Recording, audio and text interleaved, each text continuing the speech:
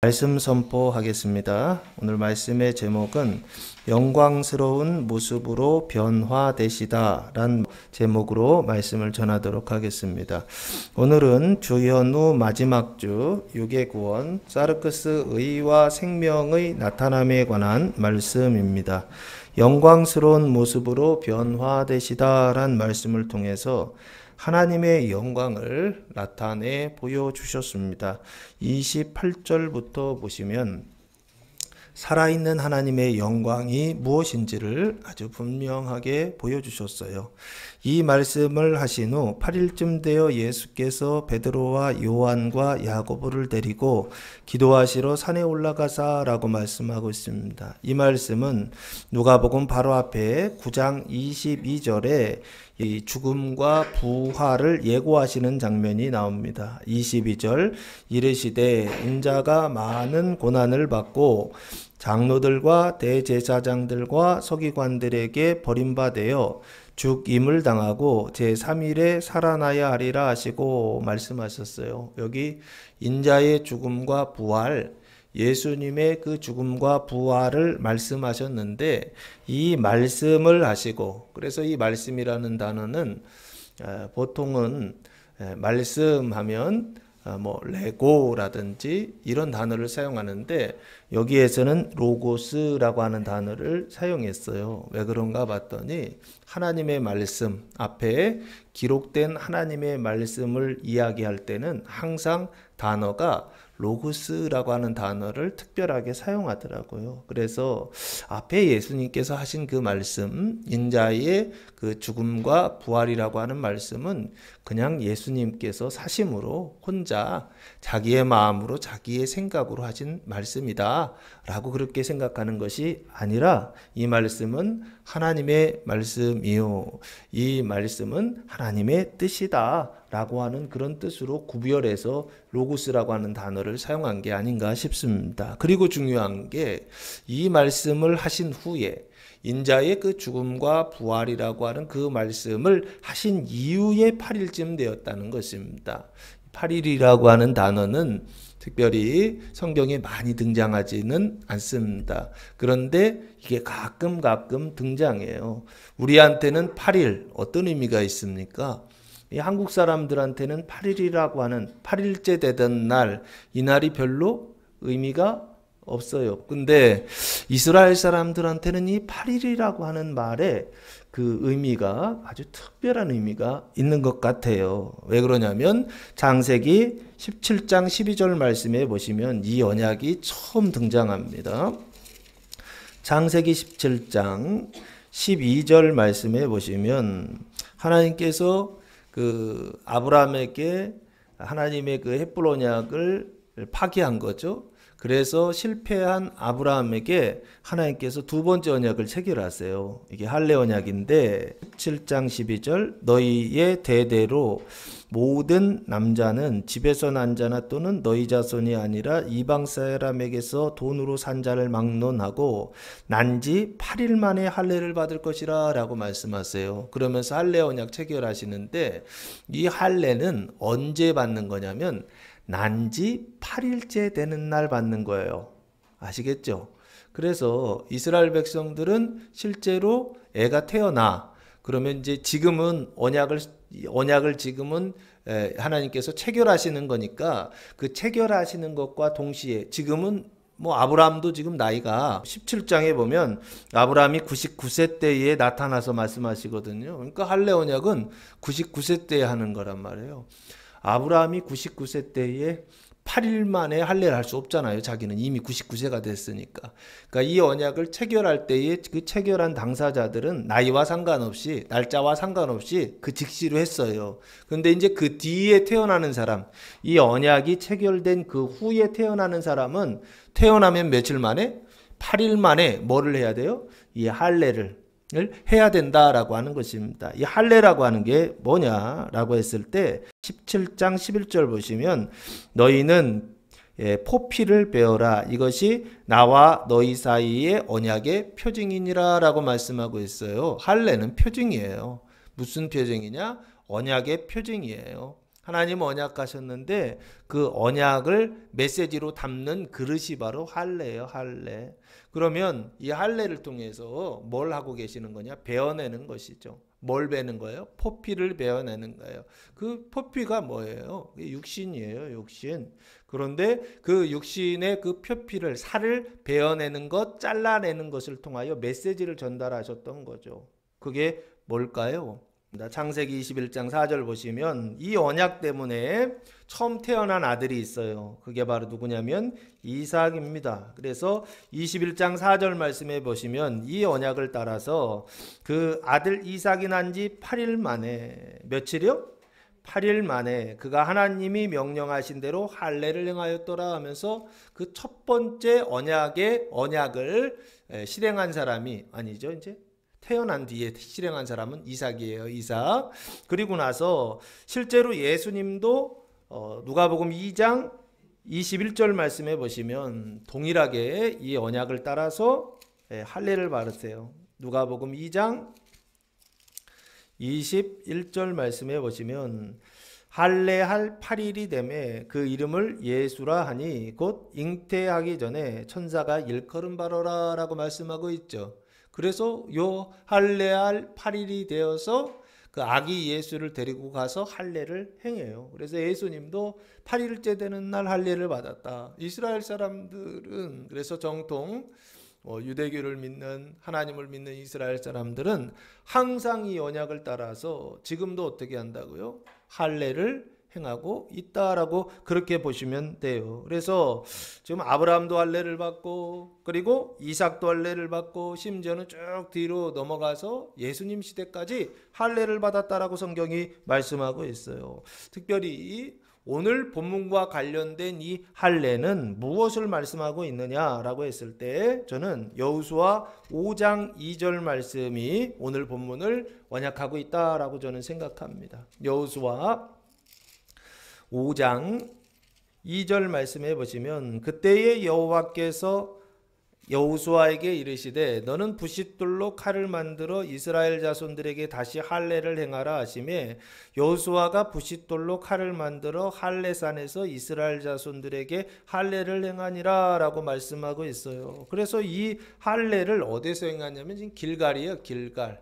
요단강 건너 길갈이라고 하는 그곳에서 하나님께서 여호수아에게 할례를 행하라 말씀하셨고 그래서 그 할례를 행한 곳 여기가 길갈이고 그래서 이 길갈에서의 할례 언약 제목을 단다면 길갈 할례 언약이라고 저는 여호수아 5장을 봅니다. 이 길갈에서의 할례 언약을 행하셨는데 이 언약을 행하신 이유와 목적이 9절에 나와 있어요.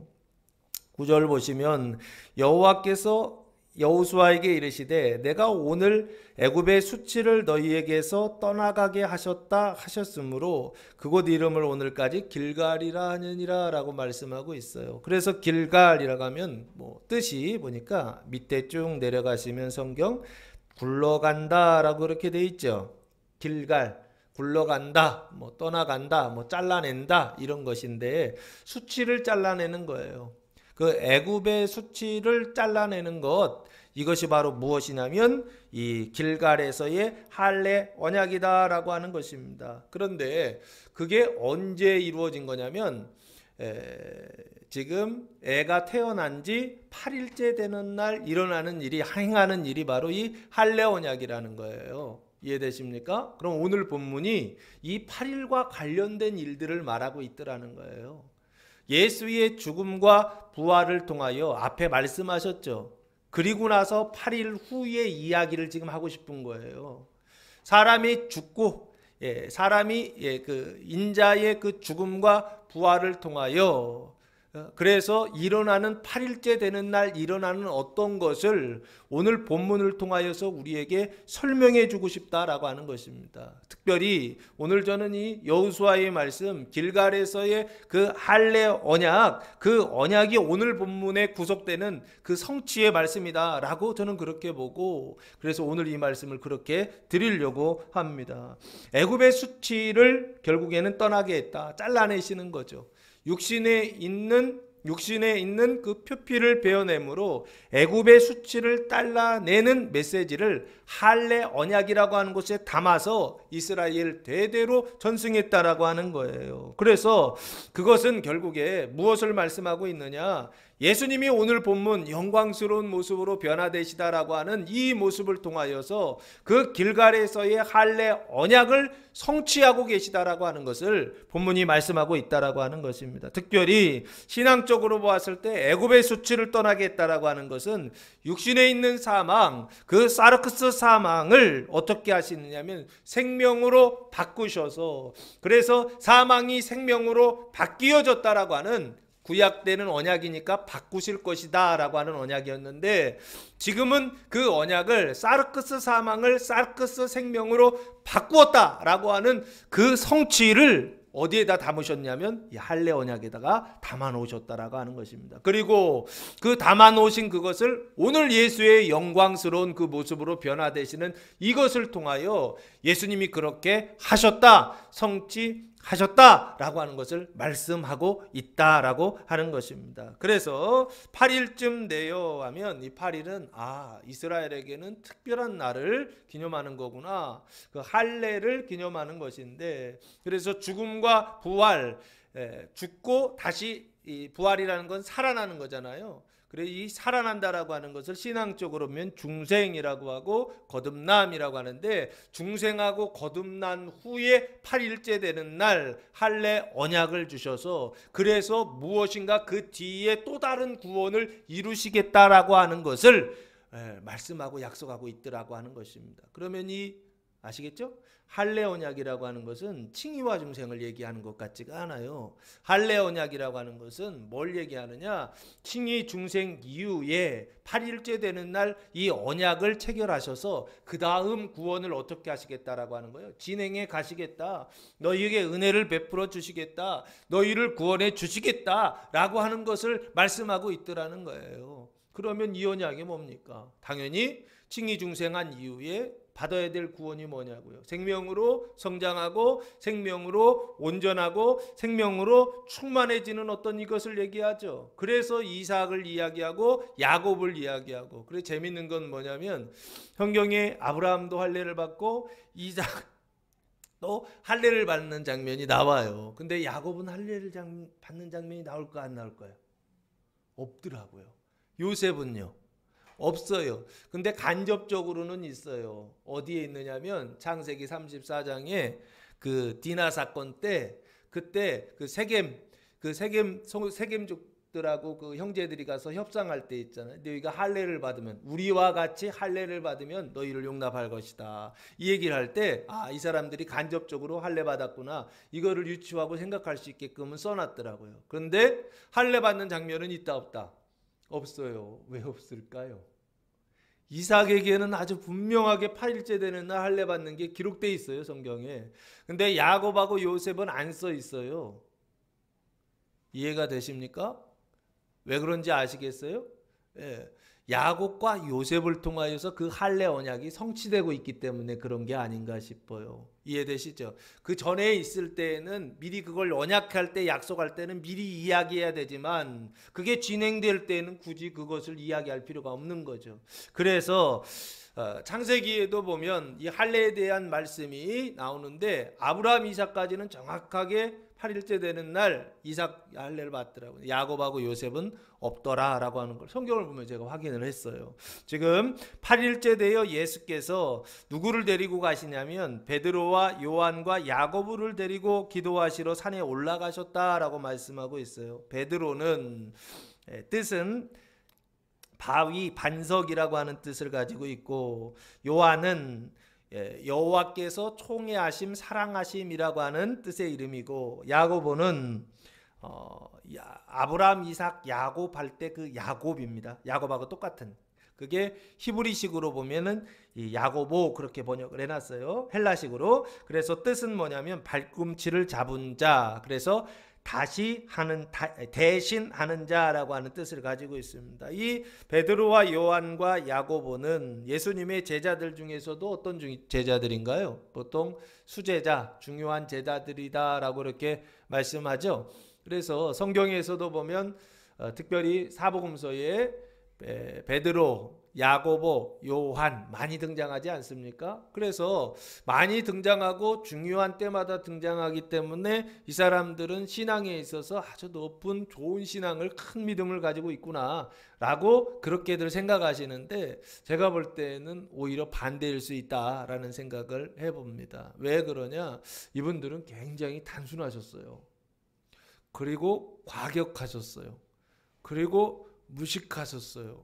그래서 생각하면서 행동하지 않아요. 어떻게 하냐면 아무 생각 없이 말하고 아무 생각 없이 행동하는 그런 사람들이었어요. 재밌는 것은 그런 사람들을 통하여 지혜로운 자들을 부끄럽게 하시더라는 거예요. 그러니까 하나님께서 이 사람들을 선택했던 것은 이 사람들이 제자로서의 조건이나 능력을 갖추었기 때문에 하나님께서 사용하신 게 아니에요. 오히려 반대로 그 사람들의 연약함, 이 사람들의 부족함, 이것들이 드러나기 때문에 하나님께서 이 사람들을 사용하셔서 그래서 누구를 나타내냐면 하나님의 영광을 나타내더라. 잘난 사람들은, 똑똑한 사람들은 그 자기의 똑똑함, 자기의 그 능력, 이것 때문에 하나님의 영광이라고 그렇게 시인을 안 해요. 나타났을 때. 그런데 지혜롭지 않은 사람이 갑자기 지혜로워졌어. 그러면 그거 당연히 누구 겁니까? 하나님 거다. 이거 아주 분명히 인식하지 않아요? 제가 그래요. 저는 똑똑한 사람이 아닌데 하나님이 지혜를 주시는 것 같아요. 그래서 그 지혜가 이렇게 깜빡하고 빛나고 나면 그때는 막 지혜로운 말들을 쏟아내요. 그리고 나서 하루만 지나면 다 잃어버려져 있어요. 아, 이게 은혜이구나, 은총이구나, 선물이구나 라는 생각을 해요. 왜 그러냐? 주셨다가 그게 내게 아니니까, 내 실력이 아니니까 있다가 사라지고 있다가 사라지더라고요. 근데 이것도 계속 반복해서 주시다 보니까 이제 조금씩 실력이 되는 것 같기도 해요. 예. 어쨌든 요 베드로와 요한과 야고보는 예수님의 제자들 중에서도 중요한 제자인데, 그 중요한 제자가 된 이유는 뭐냐? 똑똑해서 그런 거 아니다라는 거예요. 지혜로워서 그런 거 아니다라는 거예요. 능력이 있어서 그런 거 아니다라는 거예요. 예수님의 제자로서의 조건을 완벽하게 갖추고 있어서 그런 것 아니다라는 거예요. 뭔가 부족하고 뭔가 연약하고 뭔가 가진 것 없는, 육체적으로나 육신적으로나 지혜로나 마음으로 뭐 내세울 게 없는 그런 사람들이에요. 베드로와 요한과 야고보를 데리고 어디 가셨냐면 기도하시러 산에 올라가셨다라고 말씀하고 있어요. 요 기도라고 하는 단어가 프로쇼코마이라고 하는 단어인데, 이게 오늘 본문에 재밌죠? 일부러 기도산을 등장시켰어요. 그러니까 어찌 보면요, 이 길갈에서의 할례 언약의 성취는 뭐와 관련되어 있느냐면 기도와 관련되어 있어요. 이 프로쇼코마이라고 하는 이 단어가 뜻이 기도, 간청, 예배라고 하는 뜻을 가지고 있는데, 보통 기도는 뭐라고 하냐면 영적인 대화다라고 이렇게 말을 해요. 이 영적인 대화인데, 대화라고 하는 건 말하는 거죠. 나의 소원을 하나님께 말하고 간청하고, 그리고 또한 뭐 하는 거예요? 하나님께서 나에게 말씀하시는, 응답하시는 그 소리를 듣는 것. 그러니까 이 기도라고 하는 건 말하는 것이고 기도라고 하는 건 듣는 거예요. 그런데 말하는 것과 듣는 것의 비중을 놓고 본다고 한다면 한번 생각해 보세요. 어떤 게 더 좋아요? 내가 100% 말하고 하나님은 0% 하나도 말 안 하는 게 좋은가요? 아니면 반대로 하나님이 100% 말씀하시고 내가 0% 듣는 것이 좋은가요? 아니면 하나님 50% 말하고 내가 50% 말하는 게 좋은가요? 어떤 게 더 좋은 것 같으세요? 기도의 이상적인 모습, 말하고 듣는 건데, 말하고 듣는 가장 이상적인 모습은 뭘까요? 정답은 없습니다. 기도라고 하는 것은 영적인 대화다. 이걸 기억하시고 하나님께 말하고 하나님께서 말씀하시는 것을 듣는 게 기도다라고 하는데, 제가 볼 때는 영적인 수준에 따라서, 분량에 따라서, 그 나이에 따라서 이게 달라질 수밖에 없다라고 하는 생각을 합니다. 신앙이 어렸을 때는 말하는 것보다 듣는 게 좋습니다. 그리고 성장하면 조금씩 말하기 시작해요. 그리고 이제 청년이 되면 이제 좀 비슷하게 말하려고 1대1로 50대 50도 말하려고 그래요. 그리고 어른이 되면 내가 말하려고 그래요. 내가 말하는 게 하나님 말씀하시는 겁니다. 내가 사는 것이 하나님께서 사시는 것이. 그래서 그러잖아요. 삶이 기도다, 삶이 기도다 그러잖아요. 이거는 신앙의 높은 지경에 올라갔을 때, 점도 흠도 티도 없는 완전의 단계에 있을 때는 이런 얘기 하셔도 돼요. 근데 그거 아닐 때에는요, 말하는 것보다는 듣는 게 좋아요. 그래서 신앙이 어리고 신앙이 없을 때는요, 아무 말도 안 하고 그냥 받아들이는 게 가장 좋아요. 그래서 저희 교회 왔을 때 처음에 신앙 없을 땐 기도하라는 얘기 안 해요. 기도하지 마라 그러세요. 제가 일부러 기도하지 마라 그래요. 기도하면 계속 정신없는 말을 기도해요. 하나님의 뜻대로 기도하지 않고 내 마음대로 이야기하다 보니까 그 말이 하나님의 말씀을 따라 기도하는 게 아니라 뱀을 따라 기도할 때가 있어요. 그래서 기도하지 말라는 거예요. 그러나 오늘 여기 2단계예요. 하나님의 영광을 나타나고 그 하나님의 온전한 영광을 드러낼 때에는 기도하는 산으로 데려가시더라는 거예요. 아시겠죠? 그러니까 신앙이 어릴 때는 계속 받아들이는 게 중요하고 신앙이 성장했을 때는 어떻게 해요? 기도하는 산에 가서 하나님께 말하는 어떤 이런 자리로 데려가시더라. 이걸 기억하시고 이게 원리예요. 그래서 신앙이 어렸을 때도 많이 받아들이고 신앙이 성장했을 때도 많이 받아들이는 게 좋아요. 계속 하나님의 말씀을 듣는 게 좋아요. 왜 그러냐? 제가 아까 그랬잖아요. 은총이고 선물이다 그랬잖아요. 깜빡깜빡 하듯이 빛을 비춰주신단 말이에요. 그러면 그때 우리는 갑자기 뭔가 된 것처럼 느껴요. 뭔가 지혜로운 것처럼, 뭔가 능력이 된 것처럼. 그러나 우리가 믿음 안에 거하지 않고 말씀 안에 거하지 않으면 바로 그게 또 없어져요. 얼마나 감사한지 몰라요. 안 없어지면 내 건 줄 알고서 계속 잘난 체 한다고요. 그만해주고요. 근데 있다가 없어지고 있다가 없어지면 아이고 이게 내 게 아니구나 하면서 겸손해져요. 하나님이 우리를 겸손하게 하시는 방법이 이런 겁니다. 우리 인생 가운데 계속 하나님께서 채워주실 때도 있지만 계속 뺏어가실 때 있죠. 인생에 뭔가 플러스가 되고 뭔가 도움이 될 때 이때도 있지만 하나님이 계속 마이너스 뺏어가지고 잃어버리게 하시고 이러잖아요. 내 마음대로 안 되게 하시고 그러잖아요. 그때 하나님께서 나를 어떻게 하신다? 하나님 자녀답게 만드시는 거구나. 교만한 사람들 겸손하게 하시고 나의 나됨이 무엇인지 nothing 아무것도 아닌 것들을 알게 하시고 하나님의 하나님 되심 그 온전하시고 완전하시고 전부가 되시는 그 하나님을 알게 하시려고 내 인생 가운데 플러스 마이너스 더해 주시고 빼가시는 일들을 계속 하시는 거구나. 그래서 그 일을 통하여서 하나님 가져가실 때 원망하는 것이 아니라 감사합니다. 하나님이 하나님으로서 내 삶 속에 아버지로서 개입하고 계시고 간섭하고 계시고 인도하고 계시고 보호하고 계시고 내 삶을 이끌어 주신다라고 하는 그 믿음의 눈을 가지고 감사할 수 있는 성도들 되시기를 예수님의 이름으로 축복합니다. 자, 그래서 기도하시러 산에 올라가셨다라고 그래요. 그래서 기도하시러 산에 올라가신 것은 예수님도 늘 습관적으로 누구의 말씀을 듣기 위하여? 하나님의 살아있는 말씀을 듣기 위하여. 그 말씀을 어떻게 해요? 이 마음 속에 그 생각 속에 영접하고 받아들이고 충만하게 채우기 위하여 산에 올라가셨다. 근데 엄밀히 보면은 예수님은 원래 충만하신 분이세요. 하나님으로 온전하신 분이시고 안에 아버지가 계셔서 완전하신 분이세요. 그럼에도 불구하고 산에 올라가서 계속 기도하는 모습들을 보여주셨던 건 아마도 이 제자들을 위한 어떤 교육적인 목적이 아닐까라는 생각을 합니다. 안 그러셔도 예수님은 그냥 평상시에서도 그 사람들과의 논쟁하는 가운데서도 예수님 말씀하시지만 예수님 말씀하는 단순히 그것만이 아니라 안에 계신 아버지께서 말씀하시는 것이다 라고 하실 정도로 예수님의 그 말과 행동 모든 것들은 다 무엇이었냐면 예수님 자신만의 것이 아니라 하나님께서 하시는 아버지께서 하시는 말씀이요 아버지께서 하시는 일이다 라고 그렇게 말씀하셨고 가르쳐 주셨고 그렇게 사셨어요. 그런데 지금 기도하시러 산에 올라갔다라고 하는 건 아마도 베드로와 요한과 야고보 때문에 그런 게 아닌가 가르치시려고. 왜요? 반대했거든요. 무엇을요?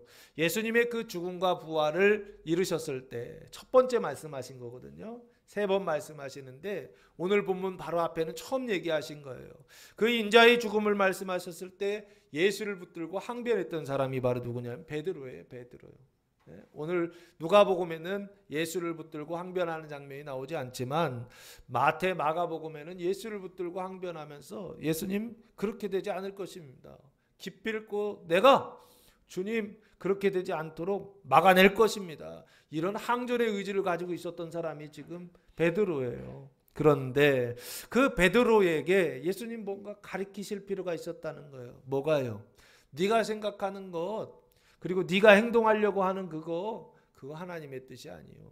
하나님을 대적하는 것이다 라고 하는 어떤 것, 이걸 가르치시려고 일부러 이 사람들을 데리고 가신 것이 아닌가. 베드로만 데려가시지 왜 요한과 야고보도 데려갔을까라고 했을 때 이 사람들 동역하는 사람들, 그러니까 같이 그 뒤에서 부역하는 사람들 아니었을까라는 생각도 해봅니다. 세 명이 끼리끼리 모여가지고 예수님께 절대 나쁜 일 생기면 안 돼. 이 단순하시죠. 이 세 분은 정말 단순해요. 예수님한테는 좋은 일만 있어야 돼. 꽃피는 꽃길만 걸어가게 해줄게. 이런 신앙을 가지고 계신 분인 것 같아요. 목회자들 중에도 열심히 목회할 때 목사님들 중에 그렇게 목회하고 기도하시는 분들이 많더라고요. 성도들이 신앙생활하면서 꽃길만 걷게 해주기를 바라는 목사님들이 계시더라고요. 기도하실 때도 항상 그렇게 기도하세요. 29절 말씀해 보시면 기도하실 때에 용모가 변화되고 그 옷이 휘어져 광채가 나더라 라고 말씀하고 있어요. 인과관계로 구성되어 있죠. 기도하실 때에 예수님께서 기도하실 때에 그 결과가 뭐냐면 두 가지 결과가 나오죠. 용모가 변화됐다. 용모라고 하는 것은 용자와 모자의 합성어예요. 용이라고 하는 것은 프로소폰이라고 하는 단어를 사용했는데 뜻은 안면, 모양, 얼굴, 인격이라고 하는 뜻인데요. 겉으로 볼 때는 얼굴이고 이 얼굴이 눈에 보이지 않는 얼굴일 땐 인격이다 라고 그렇게 뜻을 가지고 있고, 모라고 하는 단어는 에이도스라고 하는 단어를 사용했는데 보이는 것, 형상, 형체라고 하는 그런 뜻을 가지고 있습니다. 그래서 그 얼굴의 형체를 용모라고 그렇게 말씀하고 있어요. 얼굴은 얼굴인데 보이는 얼굴이 있죠. 이 얼굴의 형체를 용모라고 되어 있고 그 용모가 변화됐다는 거예요. 변화됐는데 어떻게 변화됐느냐, 뒤에 그 옷이 휘어져 광채가 냈다라고 하는 건 당연히 얼굴도 어떤 상태예요? 광채가 나는 상태가 됐다라고 하는 그 뜻이죠. 그 광채가 났다라고 하는 것을 32절에 베드로와 및 함께 있는 자들이 깊이 졸다가 온전히 깨어나 예수의 영광과 하면서 예수의 영광 얘기하고 있죠. 이게 영광이에요. 그러니까 예수의 용모가 어떻게 하느냐면 영광스럽게 변화되었다라고 지금 그렇게 말씀하고 있는 거예요. 기도하자 용모가 영광스럽게 변화되고 기도하자 그의 옷이 휘어져 광채가 났다라고 두 가지로 구분해서 설명하고 있다고요. 그냥 그의 모습이 이렇게 영광스럽게 변화되었다 이렇게도 쓸 수 있는데 일부러 둘로 나눠서 지금 구분해서 설명하고 있더라는 거예요. 그러면 우리도 그 나누어서 구분해서 설명하는 대로 보려고 노력해야 돼요. 그러면 여기 그 용모가 변화됐다, 예수님의 얼굴이 변화됐다라고 하는 것은 무엇을 얘기하느냐라고 했을 때 그 얼굴이라고 하는 것이 결국에는 육신이죠. 그렇죠? 그 육신이 변화되었다라고 하는 건 변화되기 전의 모습이 있죠. 그 변화되기 전의 모습은 결국에 뭐예요? 영광스럽지 않은 모습이었죠. 그냥 사람의 모습이었고 인자의 모습이었죠. 그 인자의 모습이었는데 이게 영광스러운 모습으로 변화되었다라고 하는 것은 결국에 영광스럽지 않은 모습에서 영광스러운 모습으로 변화된 것이죠. 빛이 없는 상태 속에서 빛이 있는 상태로 변화된 것이죠. 맞습니까? 그 빛이 보통은 밖에서 비추어서 그래서 그 얼굴을 영광스럽게 하는 방식이 구약에 나와 있어요. 누구를 통해서? 모세를 통해서. 출애굽기 34장에 보면 십계명 받으러 두 번째 올라갔을 때 하나님께서 십계명 주시고 내려왔을 때 그때 모세의 얼굴이 영광이 용모가 달라지잖아요. 그때는 영광이 밖에서 비추어서 그 얼굴을 영광스럽게 했다고 한다면 지금 예수님의 이 기도하실 때의 용모가 변화됐다라고 하는 건 예수님 안에 있었던 영광이 그 살을 뚫고 밖으로 나오는 모습으로 용모가 변화됐다라고 설명하는 게 아닌가 싶어요. 방식이 완전히 다르죠? 우리는 하나님이 밖에서 우리 이 얼굴에 사르크스의 육신에 영광을 비추어서 빛을 비추어서 여기가 반짝반짝 빛나게 하셨다고 한다면 예수님은 이 안에 그 안에 예수님 안에 영광이 있었는데 그 영광이 그 육신을 뚫고 밖으로 나와서 살이 영광스럽게 되고 그리고 그 옷이 휘어져 영광스럽게 되었다라고 하는 것을 성경이 설명하고 있다라고 하는 것입니다. 그래서 예수의 이 용모가 변화됐다라고 하는 것은 영광스러운 용모인데 어떤 영광스러운 용모냐라고 했을 때 영원한 영광의 용모다라고 구분해서 설명하고 있어요. 그래서 이것을 사도 바울은 고린도후서 3장 7절에서 이렇게 비교하고 있어요. 고린도후서 3장 7절 말씀해 보시면 고린도후서 3장 7절 돌에 써서 새긴 죽게 하는 율법 조문의 직분도 영광이 있어 이스라엘 자손들은 모세의 얼굴에 없어질 영광 때문에도 그 얼굴을 주목하지 못하였거든 하면서 없어질 영광 얘기하고 있죠. 모세의 얼굴에 없어질 영광, 이 얘기는 영광이 있었단 얘기예요. 출애굽기 34장 말씀이거든요. 영광이 있었는데 그 영광은 없어질 영광이라고 돼 있죠. 유한한 영광이라고 되어 있죠. 영광스럽게 되었지만 사라질 수 있는 영광이다. 유한한 영광이다라고 이야기하는데 예수의 영광은 좀 다르다고요. 이 영광은 없어질 영광이 아니라 영원한 영광이요. 왜? 예수님 자신이 영광이셨기 때문에 그래요. 영원한 영광이요. 그런데 누굽니까?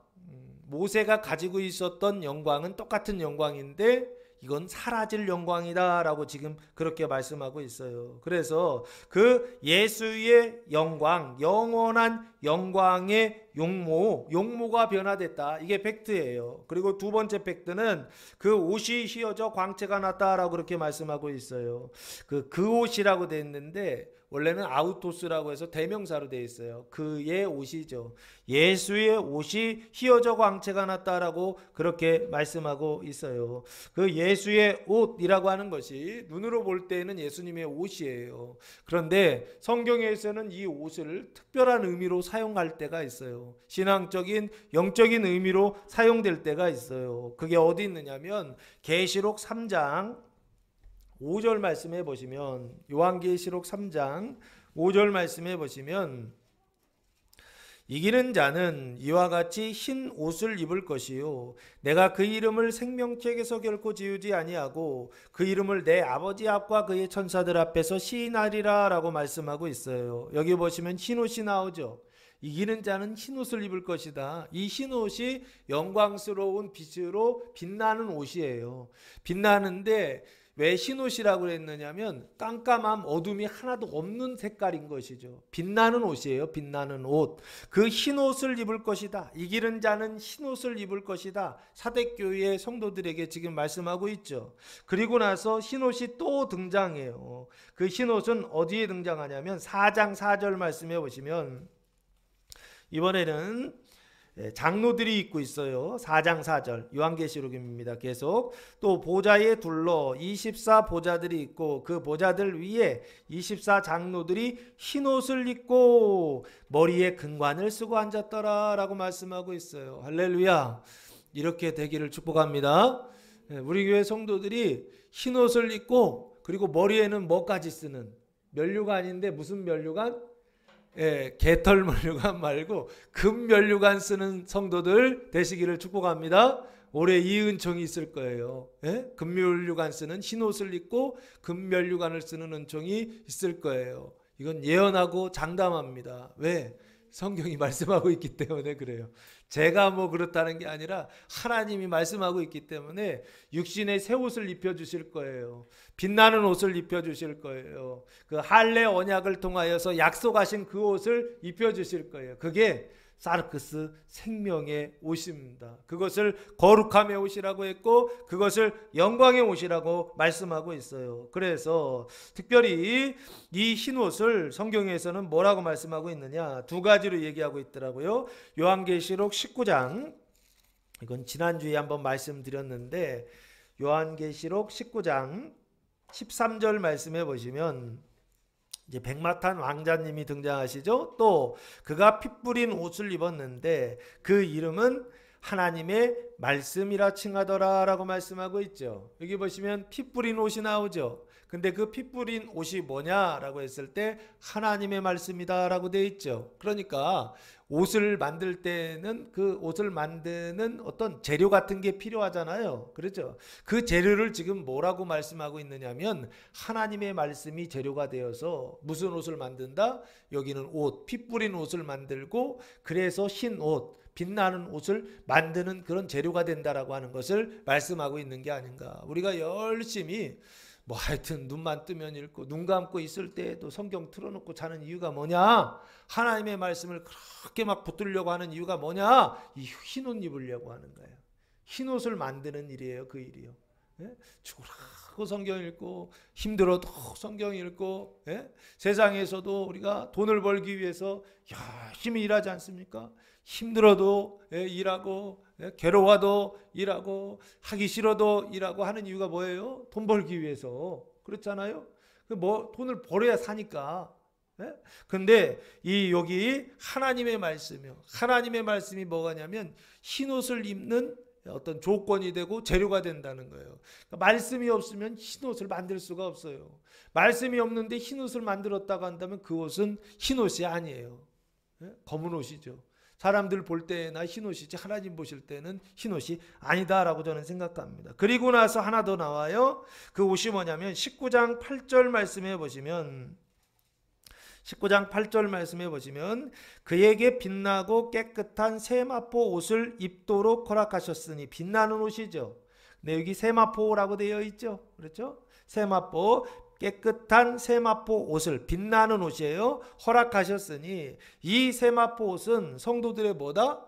옳은 행실이다라고 말씀하고 있어요. 이거는 아까하고 조금 달라요. 하나님의 말씀이 재료가 돼서 그래서 옷을 만드는 재료가 된다면 여기 그 하나님의 옷은 무엇이냐면 결과이죠. 성도들의 옳은 행실 열매로서 설명하고 있어요.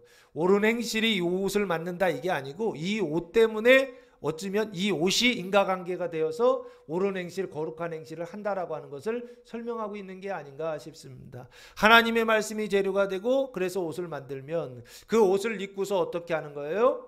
살아가는 그 동안 성도들은 어떻게 올바르게 거룩하게 살아가는 행실이 나타나는 것이죠. 그러니까 행실은 열매인 거예요. 행동은 열매인 거예요. 그 결과인 거예요. 뭐의 결과? 옷을 만들어서 입은 결과로서 나타나는 것이 성도들이 사는 거라고요. 그래서 하박국서에서 오직 의인은 무엇으로 살리라? 믿음으로 말미암아 살리라 라고 말씀하고 있을 때 산다라고 하는 것은 성도들이 오는 행실이잖아요. 근데 그 살기 위해서는 무엇으로 사느냐? 믿음으로 산다라고 말씀하고 있죠. 그 믿음이 뭐냐고요? 하나님의 말씀을 들음으로 인해서 만들어진다고 했잖아요. 이해되십니까? 옷이에요. 옷. 이게 믿음의 옷이죠. 그 믿음의 옷을 입고 우리가 이 땅을 살아갈 때 겉으로 나타나는 열매가 뭐냐면 올바른 행실과 거룩한 행실들이 나타나는 것이죠.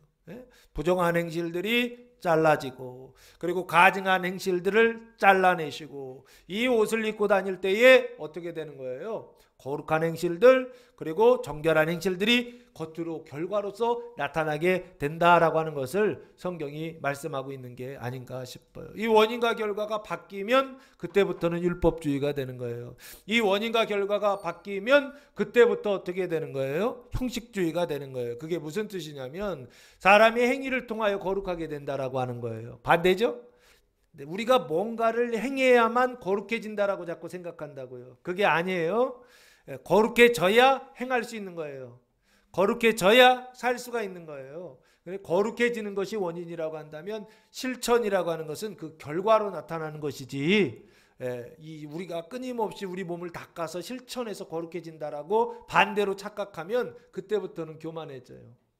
그리고 그때부터는 그걸 이제 다른 사람을 사랑하는 음행을 하게 되어 있어요. 그래서 여기 오늘 본문 다시 들어오면 옷이라고 하는 것은 결국에 무엇을 이야기하느냐라고 했을 때 하나님의 말씀을 이야기하고 그리고 성도들의 옳은 행실을 이야기하는데, 지금 예수님이 그 옷이 휘어져 광채가 났다라고 하는 것은 예수님의 그 상태, 그 행실의 상태, 그러니까 그 마음의 상태도 하나님의 말씀으로 충만하지만 겉으로 나타나는 그 행실의 상태도, 실천의 행동의 상태도 어떤 상태냐면 올바르고 거룩한 어떤 상태에 있다라고 하는 것을 이 두 가지를 통해서 보여주고 있어요. 그래서 용모가 변화됐다, 그 옷이 휘어져 광채가 났다라고 하는 것은 결국에 영광을 나타내신 것인데, 예수의 영광을 나타내신 것이고 하나님의 영광을 나타내신 것인데, 그 영광을 나타내시는 이것을 통하여 자기 얼굴의 영광이 나타나고 자기 옷의 영광이 나타나고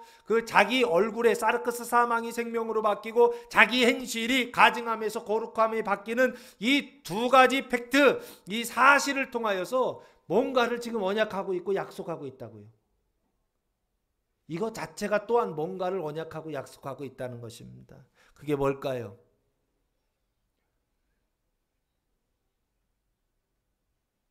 예수의 얼굴에서 막 광채가 나는 게 목적이 아니란 뜻이에요. 그 행동에서 올바름과 거룩함이 옷이 휘어져 광채가 나는 게 목적이 아니고, 이것은 뭐를 증언하고 있다는 거예요. 뭐가 진짜다라고 하는 것을 증언하고 있는 말씀이다라는 거예요. 그게 뭘까요? 바로 앞에 이 말씀을 하신 후라고 되어 있죠. 그 인자의 죽음을 통하여서 길갈에서의 할례 언약을 성취하신다라고 하는 것을 예수님의 얼굴의 광채와 그 옷이 휘어져 광채가 나는 이 두 가지 사건을 통하여서 아주 분명하게 증언하고 있더라라고 하는 것입니다.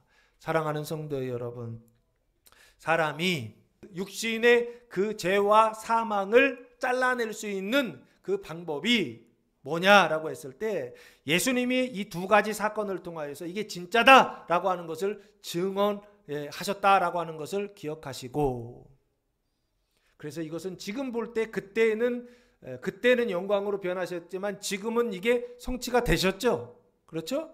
그래서 지금은 어떻게 되느냐? 육신의 그 죄와 사망을 잘라내셨다, 제거하셨다라고 하는 것, 그리고 예수를 믿는 자들에게 그것을 제거해 주신다라고 하는 약속으로 받으셔서 이 말씀을 믿고 따름으로 여러분 육신 안에 있는 그 모든 죄와 사망을 깨끗하게 제거하며 거룩하게 살아가는 성도들 되시기를 예수님의 이름으로 축복합니다. 두 번째는 30절 말씀해 보시면 문득 두 사람이 예수와 함께 말하니 이는 모세와 엘리야라라고 말씀하고 있어요. 문득이라고 하는 것은 앞에서 예수님이 이렇게 변화되실 때 제자들은 이거 못 봤어요. 그 뒤에 32절에 보시면 깊이 졸다가 온전히 깨어났다라고 말씀하고 자고 있었어요. 제자들이 자고 있을 때 예수님 혼자 변화된 거예요. 기도하시는데 얼굴에서 광채가 나고 그 옷이 휘어져 막 그런 거예요. 근데 제자들이 졸다 깨가지고 그 결과만 보고서 이걸 기록해 놓은 게 아닌가라는 생각을 해봐요. 그러면서 30절 두 사람이 예수와 함께 말하고 있어요. 그러면 예수와 그리고 그 두 사람이 누구냐면 이는 모세와 엘리야라고 말씀하고 있죠. 그러니까 모세와 엘리야와 예수가 말을 하고 있어요. 대화를 하고 있다라고 그렇게 말씀하고 있어요. 그러면 모세와 엘리야는 누구입니까? 모세는 뜻은 무슨 뜻이냐면 물에서 끌어내어 구출된 자라고 하는 뜻입니다. 모세라고 하는 말의 뜻이 그래요. 이름의 뜻이 물에서 구출되어서 구원받았다라는 뜻이에요. 그리고 엘리야는 BC 9세기에 아하방 때에 북이스라엘에서 예언 활동을 했던 예언자예요. 예언자. 그런데 예언자들 중에서도 최고의 예언자라고 해서 능력의 예언자, 선지자다라고 그렇게 보시면 돼요. 모세는 어떤 사람이었죠? 이스라엘의 종교적 지도자였죠. 그 종교적 지도자라고 하는 것은 하나님의 율법을 받아서 그것을 전달해 준 사람들, 전달해 준 사람이죠. 십계명을 받아서 전달해 준 사람. 그리고 또 하나 있어요. 민족적 영웅이라고 하는 그런 호칭이 하나 있어요. 왜 민족의 영웅입니까? 애굽에서 이스라엘을 출애굽시켜서 어디까지? 가나안 직전까지 인도했던 사람, 그 사람이 바로 누굽니까? 모세죠. 그래서 종교적 지도자요, 그러면서 또한 민족적 영웅, 이 사람이 모세예요. 그 모세와 엘리야가 나타났다 했을 때 이 모세와 엘리야는 또 두 가지를 상징해요. 첫 번째 모세는 율법을 상징하고 그 율법이 구약의 반이에요. 율법이. 그리고 이 엘리야는 뭘 상징하냐면 선지자, 선지자서가 반이에요. 그래서 구약을 보면 율법과 선지자서로 되어 있는데 모세가 율법의 상징자이고 이 엘리야가 선지자서를 기록한 그 사람들의 가장 대표적인 사람이라고요. 이 모세와 엘리야가 예수와 이 대화를 했다라고 하는 것은 구약과의 대화다. 모세와 율법과의 대화이고 선지자와의 대화이다라고 그렇게 보셔도 돼요. 그래서 모세와 엘리야가 예수님과 말할 때, 구약과의 대화를 할 때 무슨 얘기를 하느냐? 31절 말씀해 보시면 영광 중에 나타나서 장차 예수께서 예루살렘에서 별세하실 것을 말할세라고 말씀하고 있어요. 여기 영광 중에라고 되어 있죠. 독사라고 하는 단어인데 뜻은 거룩, 위엄, 찬양, 경배라고 하는 뜻을 가지고 있어요. 빛이죠. 빛인데 세상에 보이는 빛이 아니라, 없어질 빛이 아니라 영화로운 빛, 영원한 빛을 지금 영광, 독사라고 하는 단어로 사용하고 있어요. 그 영광이 나타났다는 거예요. 영원한 빛이 나타났다는 거예요. 생명의 빛이 나타났다는 거예요. 지금 영광 중에 나타났다. 그러면 그 영광 중에 빛나는 중에 누가 나타났다는 것입니까? 두 사람, 모세와 엘리야가 나타났죠. 그 모세와 엘리야가 나타나서 무슨 얘기를 하느냐? 장차 예수께서, 미래죠. 장차 예수께서, 예수께서 어디에서? 예루살렘에서, 장소죠. 그 예루살렘에서 뭐 하실 것? 별세하실 것을 말했다. 서로 대화했다는 거예요. 그러면 요 예루살렘이라고 하는 말의 뜻은 무엇입니까? 예루와 살렘의 합성어라 그랬죠. 예루는 뭐예요? 예루? 시티, 도시라고 하는 뜻이고요. 살렘이라고 하는 것은요, 에이렌의 피스, 평화라고 하는 뜻입니다. 그래서 예루살렘 하면 평화의 도시라는 뜻이고요. 이 피스라고 하는 뜻이 에이레네라고 하는 샬롬이라고 하는 뜻이 그 안에 뭐 안식, 생명으로 하나됨, 뭐 이런 뜻이 그 안에 들어있어요. 그러니까 예루살렘이라고 하는 것은 생명의 도시라고 보시면 돼요. 생명으로 하나된 도시라고 그렇게 보셔도 돼요. 그래서 예루살렘은 그 자체가 언약이라고 그랬죠. 예루살렘이라고 하는 도시를 통해서 하나님께서 언약하고 계시다. 성전을 통하여서 언약하시고 예루살렘을 통하여서 언약하시고 이스라엘을 통하여서 언약하셨는데 이 예루살렘도 언약이다라고 그렇게 말씀드렸죠. 그렇죠? 야, 이거 정말 오랜만에 얘기해보네요. 그죠? 예루살렘도 언약이다. 그래서 이 예루살렘이 자기 구원의 완성이라고 제가 말씀드렸나요? 그렇죠? 이스라엘이 형제구원, 이웃구원. 그죠? 형제구원, 이웃구원이라고 그렇게 말씀드렸던 것 같은데, 자, 그래서 여기 보시면 요 예루살렘에서 별세하실 것을 말할세 할 때 예루살렘이라고 하는 장소가 딱 고정돼 있죠. 예수님께서 로마로 압상돼서 거기서 돌아가실 수도 있는데 좀 더 뭐랄까 화려한 그 클라이막스 연출을 한다고 한다면 예루살렘이나 뭐 골고다 뭐 이런 데 말고 조금 더 막 그 로마의 그 원형 경기장이라든지 뭐 이런 데 아주 뭐 그런 데 가서 돌아가셔도 좀 폼나게 이렇게 얘기해도 되나 모르겠습니다. 근데 예수님은 그러지 않으시고 전혀 이름도 없는 곳에서 돌아가셨단 말이에요. 그리고 어디요? 예루살렘 밖이죠. 예루살렘 성 바로 밖에서 돌아가세요. 그 예루살렘에서, 그래서 이 예루살렘이 여기 기록된 이유가 저는 분명히 있다고 생각해요. 그 이유는 무엇입니까? 이게 주님이 하실 일이에요. 주님이 하신, 인자가 되신 주님께서 하실 일의 그 마지막 장소가 예루살렘까지의 사역이었던 것이 아닌가라는 생각이에요. 그래서 예수님이 십자가에 달려 죽으시고 부활하신 이후에는 예루살렘에서 확장돼요. 그런데 십자가에 달려 돌아가시기 직전까지는 이 예루살렘이라고 하는 것이 예수님 사역의 뭐랄까요? 이렇게 어떤 제한된 어떤 장소라고 그럴까요? 라고 그렇게 봅니다. 그래서 예루살렘에서 별세하실 것을 말할세. 별세라고 하는 단어가 좀 재밌는 단어입니다. 엑소도스라고 하는 단어를 사용했어요. 보통 별세라고 하는 것은 윗사람이 세상을 떠남, 죽음 이런 뜻을 가지고 있어요. 돌아가신 것이죠. 어른이 돌아가셨을 때 지금 이 별세라는 단어를 사용해요. 그래서 제가 어제 별세라고 하는 그 국어사전적 뜻이 뭔가 싶어서 찾아봤는데, 찾아보니까 가장 먼저 뜬 게 뭐냐면 이어룡 교수님이라고, 지성에서 영성으로라고 하는 책을 쓰시고 기독교로 이제 뭐 회심하셨죠. 회개하시고, 그래서 이제 암에 걸려서 투병하시다가 마지막까지 이 문학적 작업을 하시다 돌아가셨더라고요. 그러니까 그 딸 때문에, 그 딸의 영향을 받아서 기독교인이 됐고, 그래서 지성이 뭔지는 아니까 이제 영성을 좀 알아보겠다, 그렇게 이제 신앙생활을 굉장히 열심히 하셨던 것 같아요. 그래서 이제 돌아가셨어요. 딱 떴는데 그분이 뜨더라고요. 그러니까 한국 사회에서 큰 영향을 좀 미쳤던 분이 아닌가라는 생각을 해봐요. 별세라고 하는 단어가 엑소도스라고 하는 단어를 사용했는데, 엑소도스는 구약에 나와 있죠. 어디요? 출애굽기요. 출애굽기 할 때 그 단어가 엑소도스예요. 엑소도스요. 그래서 애굽에서 탈출하는 것이죠. 뜻이 이 엑소도스라고 하는 말이 뭐 퇴장, 탈출, 이탈, 그 안에 뭐가 있느냐면 육신에서 이탈하는 거 있죠. 탈출하는 거. 이거를 죽음이라고 하지 않습니까? 그래서 죽음이라는 뜻이 이 엑소도스라고 하는 단어에 들어있더라고요.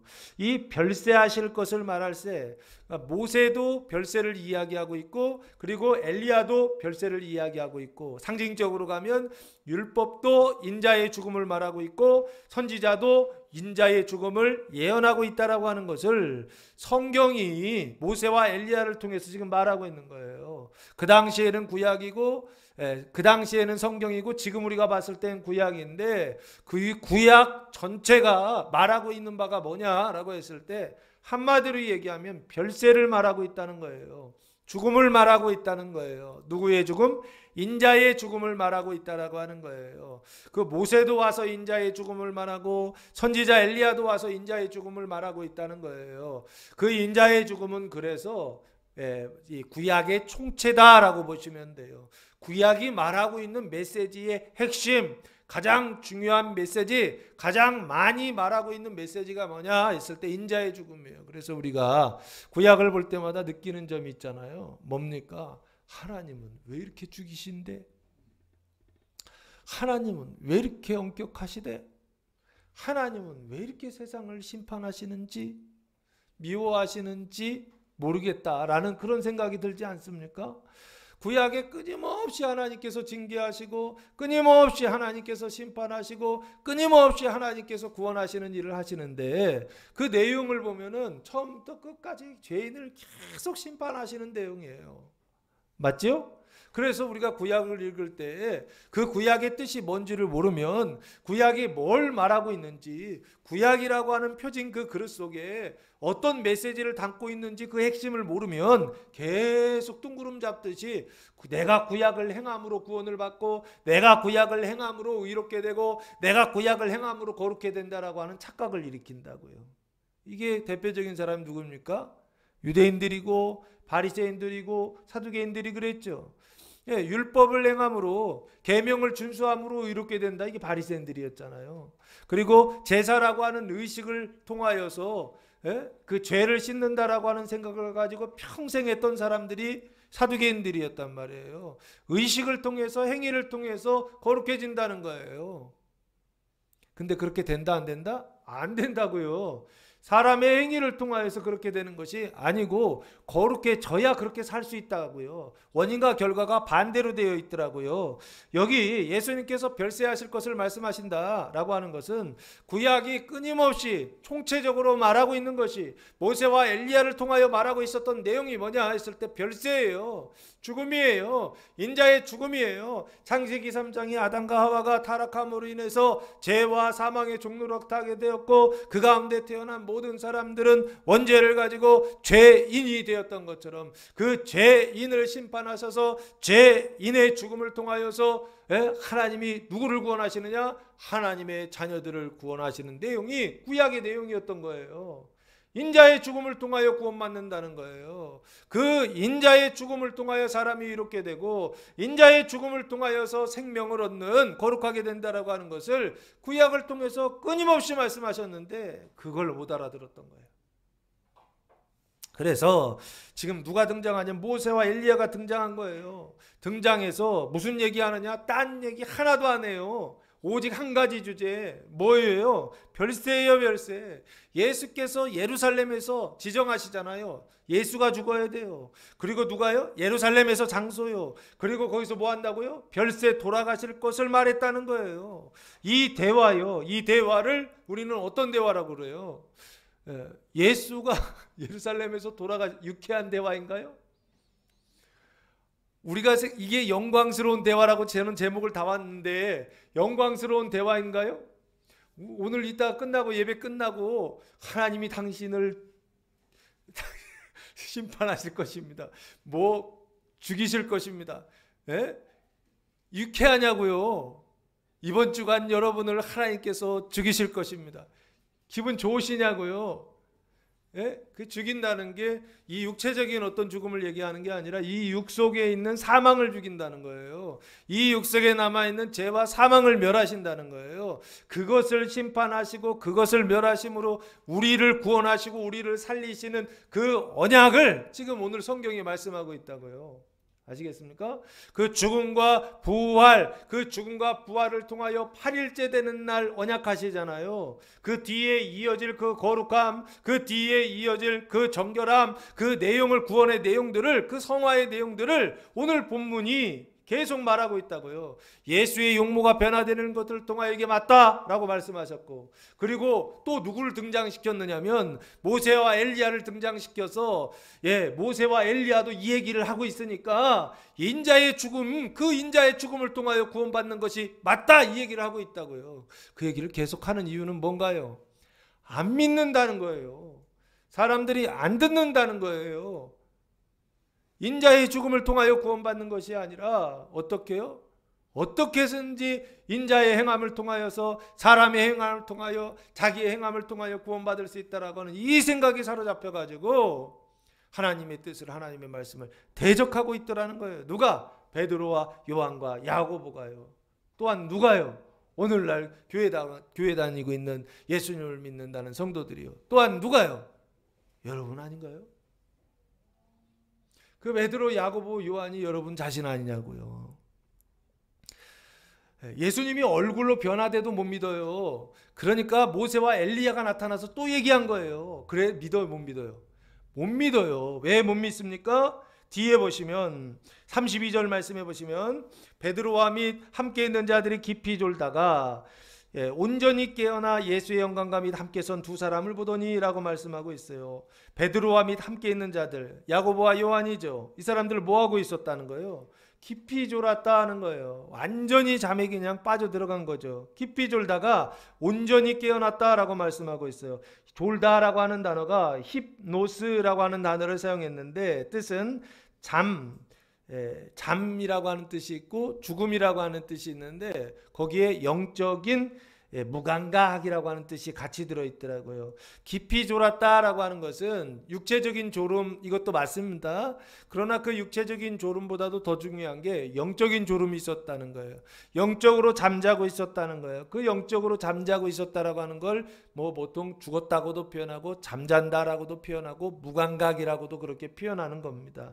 그러니까 지금 여기 깊이 졸다가라고 하는 것은 베드로와 요한과 야고보의 영적 상태가 칭의 중생한 이후에 살긴 살았는데 마치 깨어있지 않은 상태, 살긴 살았는데 잠자는 상태에 있다라고 하는 것을 보여주는 게 아닌가 싶어요. 이게 현실적으로는 그 육체가 잠자고 있는 것인데 신앙적으로 보면 그의 영혼이 잠자고 있었다는 거예요. 육체도 잠자고 있었고 영혼도 잠자고 있어서 예수의 영광스러운 용모 보지 못하고 심지어는 대화하는 것도 제대로 듣지 못했죠. 그래서 지금 영적인 감각이 어떻게 되느냐면 졸다가 온전히 깨어났죠. 그렇죠? 영적인 감각이 깨어나기 시작했어요. 그러면서 뭐를 보냐면 예수의 영광과 및 함께 선 두 사람을 보더니 라고 말씀하고 있다고. 보는 게 시작됐죠. 예수를 보는 게 아니라 예수의 영광을 보고 있죠. 예수와 함께 예수의 얼굴에서 그 옷에서 나는 영광의 광채를 보고 있죠. 그리고 또 하나는 뭘 봅니까? 함께 선 두 사람을 보고 있죠. 그 모세와 엘리야를 보고 있죠. 그 모세와 엘리야는 물리적인 존재인가요? 우리 인간적인, 우리 똑같은 이 육체적인 몸을 가지고 있는 존재인가요? 아니죠. 이미 예수님 당시에 1450년대 사람이 모세니까 1400년 전에 돌아가신 분이에요. 그 엘리야는요, BC 8세기, 아까 제가 8세기라고 그랬죠. BC 9세기네요. BC 9세기에 이미 돌아가셨던 분이라고요. 그럼 이 사람은 육체적인, 물리적인 그런 존재가 아니에요. 영적인 존재란 말이에요. 그 두 사람이 보이기 시작했다는 거예요. 예수의 영광이 보이기 시작하고 모세와 영적인 존재들이 보이기 시작했다는 거예요. 이 얘기는 영적 존재는 좋은 얘기죠. 좀 나쁘게 얘기하면 뭐가 보이는 거예요? 이게 귀신들이 보이는 거예요, 이게요. 이해되십니까? 지금 졸다가 온전히 깨어나서 영적인 감각이 깨어나기 시작해서 눈이 지금 어떻게 해요? 뜨기 시작했죠. 영적인 눈이 뜨기 시작했죠. 영적인 눈이 열리게 되기를 축복합니다. 육적인 눈이 열려 있는 것처럼 영적인 눈이 열려서 주의 영광을 보고 모세와 엘리야를 보고, 그래서 그것을 통하여서 구원의 원리가 무엇인지, 하나님께서 우리에게 어떻게 일하시는지를 아주 분명하게 보고 깨닫고 그 주의 길을 열심히 달려가는 성도들 되시길 예수님의 이름으로 축복합니다. 원래 못 봤다는 얘기예요. 이 사람들 잠자고 있었다는 거예요. 근데 영적인 눈이 깨어지기 시작했다는 거예요. 영적인 눈이 열려지기 시작했다는 거예요. 영적인 감각들이 살아나기 시작했다는 거예요. 그래서 예수의 영광을 보고 모세와 영적인 존재였던 엘리야를 보기 시작했다는 거예요. 그러면서 33절 이 사람의 대화가 뭐냐면, 두 사람이 떠날 때에 베드로가 예수께 여짜오되 이렇게 말합니다. 주여, 우리가 여기 있는 것이 좋사오니 우리가 초막셋을 짓때 하나는 주를 위하여, 하나는 모세를 위하여, 하나는 엘리야를 위하여 하사이다. 자기가 하는 말을 자기도 알지 못하더라 라고 말씀하고 있어요. 두 사람이, 모세와 엘리야가 떠나려고 하고 있어요. 그러니까 베드로가 좀 급해졌던 것 같아요. 마감이 임박했어요. 두 사람이 떠날 때 급해졌어요, 베드로가. 그래서 예수님께 대화를 시작합니다. 말을, 에포라고 하는 단어를 사용했는데 대화하다, 말을 전하다라고 하는 뜻입니다. 뭐라고 얘기합니까? 주여, 이 주여라고 하는 게 큐리오스가 아니에요. 스타테스라고 하는 단어를 사용했는데 임명된 자, 사령관이라고 하는 뜻을 가지고 있습니다. 예수님을 주라고 호칭하지 않아요. 하나님이라고 호칭하지 않고 임명된 자, 사령관이라고 하는 단어를 사용해서 주를 썼어요. 주여, 우리가 여기 있는 것이 좋사오니 우리가 초막셋을 짓되, 여기가 좋다는 거예요. 그 여기는 어디입니까? 구체적으로 얘기하면 기도하는 산입니다. 그 기도하는 산이 좋다는 거예요. 그래서 이 기도하는 산을 좀 부정적으로 얘기합니다. 그러나 기도하는 산은 무조건 나쁜 건 아니에요. 지금 이 상태에서는 나쁘다라는 뜻입니다. 기도하는 산이 있는 것이 좋다. 좋다라고 하는 단어가 칼로스라고 하는 단어입니다. 아름다운 선한 가치 있는, 이게 선하다는 거예요. 여기 있는 것이 나는 좋다고 생각합니다. 선하다고 생각합니다. 그래서 세 가지를 하는데, 첫째, 초막셋을 짓되 하나는 주를 위하여, 하나는 모세를 위하여, 하나는 엘리야를 위하여 여기다 초막을 3개 집을 짓겠습니다 라고 그렇게 말을 전해요. 그러면 집 짓는다는 얘기는 가지 말란 얘기죠. 결국에 엘리야하고 모세 가지 마세요 그런 거죠. 주님을 위해서도 짓고 당신들을 위해서도 여기다 지을 테니까 가지 말고 어디요? 이 기도산에서 영원히 내려가지 말고 사십시다. 우리 함께 여기서 좀 재밌게 영광스럽게 사십시다 라고 그렇게 모세가 얘기를 했어요. 그 얘기는 결국에 기도산에서 내려가지 않겠다라는 얘기고, 결국에는 예수가 예루살렘에서 죽어야 되잖아요. 근데 죽지 않겠다라고 하는 대안으로 지금 말하고 있는 것이죠.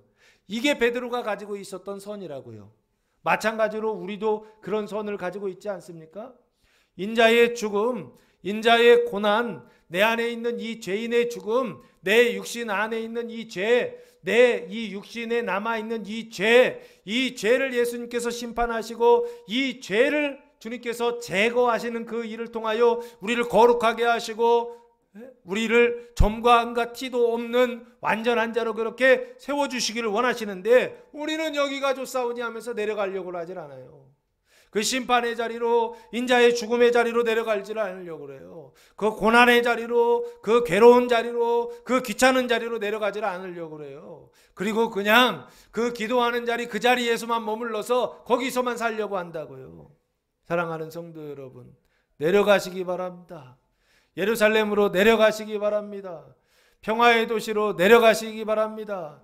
사망의 가정으로 내려가시기 바랍니다. 사망의 교회로 내려가시기 바랍니다. 사망의 세상으로 내려가셔서 그곳에서 하나님께서 여러분을 힘들게 하실 때 하나님이 하시는구나.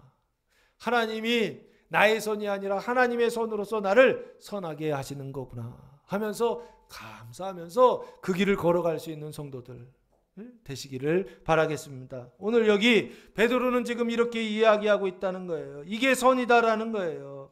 베드로가 생각할 때 이게 좋다는 거예요. 근데 그것에 대한 해석이 뒤에가 나오죠. 하되 자기가 하는 말을 자기도 알지 못했다라고 말씀하고 있어요. 이 얘기는 무엇입니까? 선한 것이나 악한 것, 좋은 것이나 나쁜 것, 뭐가 좋은지 뭐가 나쁜지도 알지 못하고 말하고 있다라고 지금 누가가 평가하고 있는 거예요. 베드로가 이야기했는데, 베드로는 선하다고 얘기했는데 누가는 지금 뭐라고 얘기하냐면 뭐가 좋은 건지 뭐가 나쁜 건지도 모르고 베드로는 얘기했습니다 라고 지금 성경에다 기록해 놓고 해석해 놓고 있다고요. 자기가 하는 말을 자기도 알지 못했다라고 하는 거예요. 이게 베드로의 상태고 이게 우리의 상태입니다. 영적인 것이 이제 막 깨어나고 영적인 것을 보기 시작하고 영적인 것을 듣기 시작했을 때 베드로처럼 뭐가 좋은 건지 뭐가 나쁜 건지 모르고 그 거룩함의 길을 걸어가는 동안 좌충우돌하는 거예요. 왜? 이게 내가 생각할 때 이게 선하다고 생각하고서 붙들고서 그걸 붙들고서 이 선함을 통해서 내가 살아야지 하면서 보는데 하나님 보실 땐 그거 선한 거 아니다 그러시더라는 거죠. 내가 볼 땐 이게 좋다는 거예요. 근데 그거 아니다 그러신다는 거예요. 정신없는 말을 한다는 거예요. 이번 한 주간 정신없는 성도들이 막 나타날 겁니다. 뭐가 좋은지 뭐가 나쁜지도 모르면서 막 이야기하면서도 좋다라고 막 우길 겁니다. 그때 어떻게 아니라고 하면서 싸워봐야 소용없어요. 얘기는 해줘야 돼. 권면은 해줘야 되는데 아니라고 하면서 싸우시면 안 돼요. 아시죠? 얘기는 해주는데 싸우지는 마라 그 얘기입니다. 근데 내가 좀 한 하루에 막 한 300장씩 읽었다 그러면 싸워도 돼요. 한번 살짝 찔러보세요. 싸워서 이길 수 있나. 이길 수 있으면 싸우세요. 근데 이길 거가 좀 살짝 찔러봤는데 못 이긴다 그러면 싸우지 마시고 권면만 하세요. 권면만. 그래서 정신없는 사람들이 막 등장할 겁니다. 베드로처럼 이게 선하다 하면서 막 그 선함을 주장하는 사람들이 나올 거예요. 그런데 하나님은 뭐라고요? 그렇게 생각하지 않는다라고 하는 것입니다. 오늘 이 두 번째 모세와 엘리야와의 영적인 대화, 이건 팩트입니다. 그 구약과 신약을 통해 그 구약의 예수님은 결국에 이제 신약이시죠. 모세와 엘리야는 구약이라고 한다면 예수님은 신약을 상징해요. 그래서 구약과 신약과의 대화예요. 이게 그 구약과 신약과의 대화를 통하여 지금 우리가 가지고 있는 성경을 통하여서 그 성경이 처음부터 끝까지 말하는 바는 뭐다? 앞에 이야기하셨던 인자의 죽음, 그 죽음을 통하여서 어떻게 해요? 할례 언약, 길갈에서의 할례 언약이 성취되고 하나님의 영광이 나타난다라고 하는 것을 아주 분명하게 증언하고 있더라는 것입니다. 이게 모세와 엘리야가 나타난 이유입니다. 예수님 말씀하셨던 인자의 죽음이 진짜다, 이게 하나님의 말씀이다라고 하는 것을 확증하기 위하여, 두 번째 확증하기 위하여 나타났다는 거예요. 그런데 이제 문제는 뭐냐면 두 번째까지 보여주셨는데 그럼 받아들여야 되잖아요. 안 받아들여요. 그래서 세 번째가 등장합니다. 이게 34절 말씀입니다. 이 말할 즈음에 구름이 와서 그들을 덮는지라. 구름 속으로 들어갈 때에 그들이 무서워하더라 라고 말씀하고 있어. 그러면서 이제 아버지의 소리가 나옵니다. 근데 여기 중요한 게 구름이에요. 이 말할 즈음에라고 되어 있죠. 베드로가 이렇게 말할 때에 하나님 알고 계셨던 것 같아요. 그러면서 딱 준비된 세 번째 카드가 있어요. 구름이에요. 구름. 그렇죠? 그 세 번째 대안을, 구름을 이렇게 어떻게 하냐면 말할 때에 구름이 살금살금 와요. 이해되시죠? 구름이 그냥 훅 들어오는 게 아니고 구름이 어떻게 오시는지 아시죠? 느리게 오잖아요. 구름이 안개가 오는 것처럼 오는 듯 마는 듯. 그렇게 지금 구름이 오고 있어요. 구름이 와서 어떻게 하느냐면 그들을 덮었다라고 말씀하고 있어요. 그러니까 구름이 덮으니까 그 안에 빛이 빛나는 어떤 빛이 이렇게 구름 때문에 사라지겠죠. 순간적으로 이게 뜻이 그들을 덮다라고 하는 단어가 에피스키아조라는 단어를 사용했는데 그늘지게 하다라는 뜻이 있어요. 그래서 초자연적인 영향으로 포위하다라고 하는 확대된 뜻도 그 안에 들어있어요. 그러니까 결국에 이게 구름이 와서 그들을 덮었다라고 하는 것을 마태복음에 빛난 구름이라고 얘기하거든요. 빛은 구름은 구름인데 그냥 구름이 아니라 구름 속에서 막 빛이 나요. 그래서 빛난 구름이라 돼 있는데 그 구름이 와서 덮으니까 순간적으로 앞이 보이지 않는 그늘지고 어두워지는 것처럼 그렇게 느끼는 어떤 이런 상태. 그 상태를 그들을 덮다라고 그랬어요. 구름 속으로 들어갈 때 그들이 그래서 무서워했다라고 말씀하고 있습니다. 지금 뭘 보여주고 있느냐? 새로운 존재가 등장하고 있는 모습을 보여주고 있더라는 거예요. 왜 그러냐? 구름이라고 하는 것은 물리적인 구름, 눈에 보이는 구름, 이 3차원적 구름입니다. 근데 이 구름은 또 다른 구름이 있다라고 말씀드렸죠. 눈에 보이지 않는 구름, 4차원적 구름, 정신적인 차원에서 인식되는 구름이 있다라고 그렇게 말씀드렸어요. 그 구름이 무엇입니까? 출애굽기 13장 21절 말씀해 보시면 많이 등장하는데 그 중에 힌트가 되는 게 이거예요. 출애굽기 13장 21절 말씀해 보시면 여호와께서 그들 앞에서 가시며 낮에는 구름 기둥으로 그들의 길을 인도하시고 밤에는 불 기둥을 그들에게 비추사 낮이나 밤이나 진행하게 하시니라고 말씀하고 있어요. 여기 보시면 구름이 나오죠? 낮에는 구름 기둥 그렇게 돼 있죠. 그렇죠?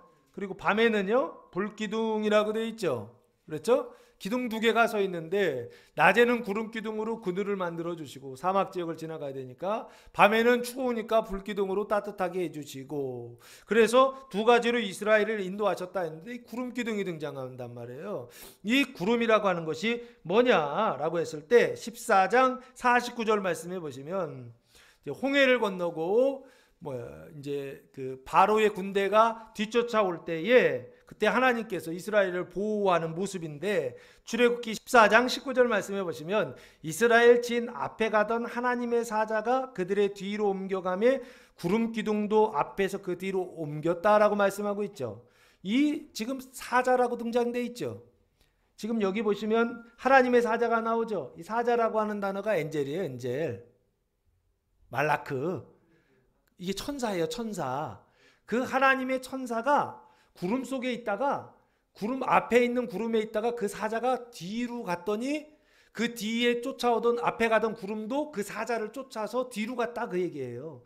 그래서 그 애굽과 이스라엘 사이를 막아서 애굽이 군대가 이스라엘을 공격하는 것을 못하게끔 막았다 이 뜻을 지금 그렇게 설명하고 있는 거예요. 근데 그때 뭐가 등장하냐면 구름 속에 있었던 사자가 등장해요.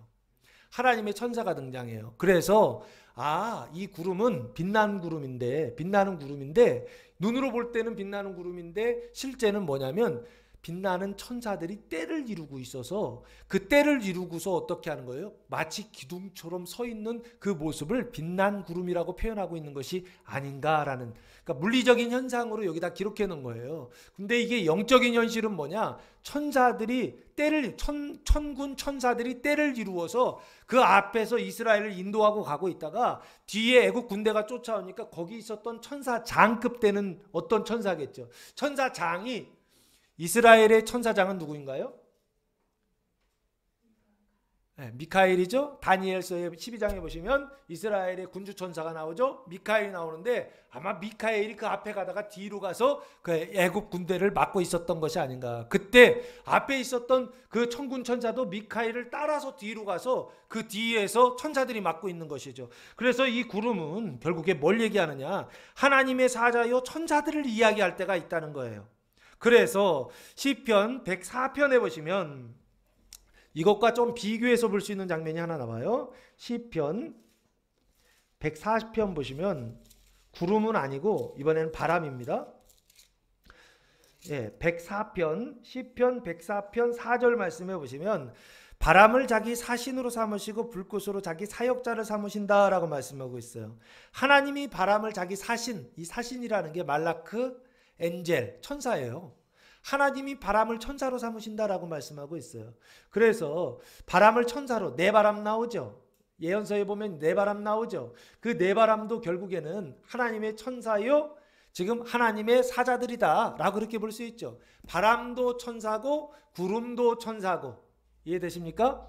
예, 그래서 지금 여기 바람을 사신으로 이야기하는 것처럼 구름도 하나님의 사자요 천사로 성경이 말씀하고 있다라고 그렇게 볼 수 있지 않은가 싶습니다. 그러면 그 뒤에 나오는 구름은 결국에 뭘 얘기하느냐? 하나님의 사자들을 이야기한다라고 그렇게 보셔야 마땅할 거라고 저는 생각합니다. 출애굽기 40장 출애굽기 40장 34절 보시면, 그럼 이게 이제 뭐로 보이나 한번 보세요.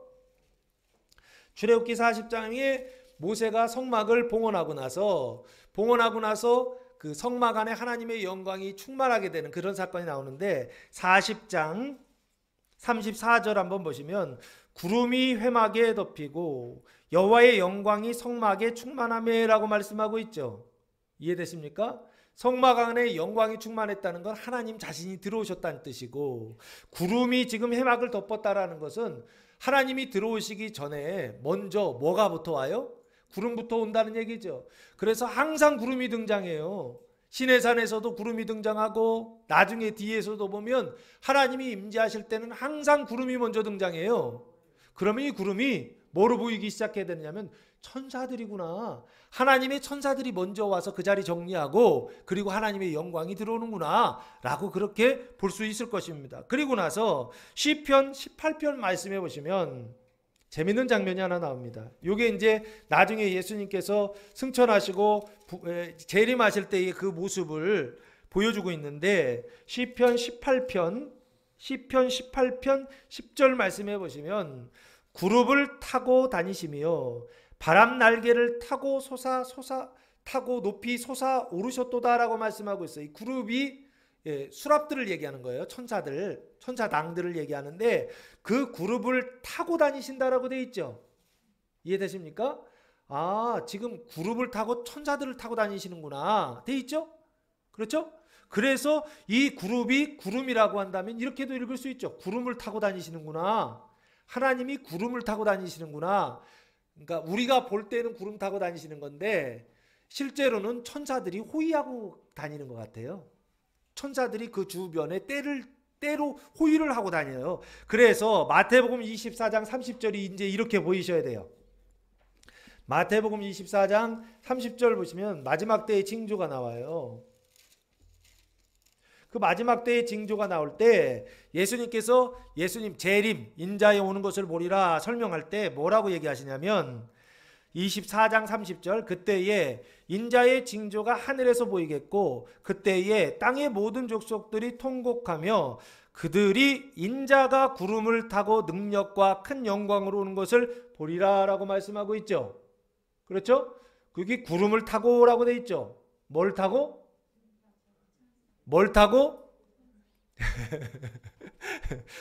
이게 손오공 생각하면서 구름 타고 자꾸 우리 생각하잖아요.